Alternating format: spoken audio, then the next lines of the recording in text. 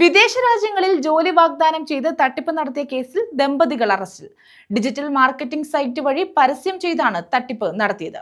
തട്ടിപ്പിനിരയായ ഉദ്യോഗാർത്ഥികൾ കരുനാഗപ്പള്ളി പോലീസിന് നൽകിയ പരാതിയെ തുടർന്ന് നടത്തിയ അന്വേഷണത്തിൽ ഇവരെ എറണാകുളത്ത് നിന്ന് പിടികൂടുകയായിരുന്നു.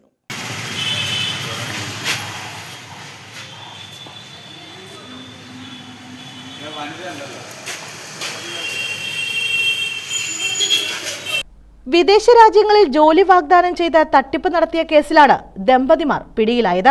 കൊല്ലം കിഴക്കേക്കലട മണിവീണയിൽ ചിഞ്ചു, തൃശൂർ കൊടുങ്ങല്ലൂർ ശൃംഗപുരം അനീഷ് എന്നിവരാണ് കരുനാഗപ്പള്ളി പോലീസിന്റെ പിടിയിലായത്.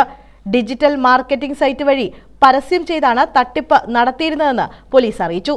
സമയപരിധി കഴിഞ്ഞിട്ടും വിസ നൽകാതെ വന്നതിനെ തുടർന്ന് നടത്തിയ അന്വേഷണത്തിലാണ് തട്ടിപ്പ് മനസ്സിലാക്കിയത്.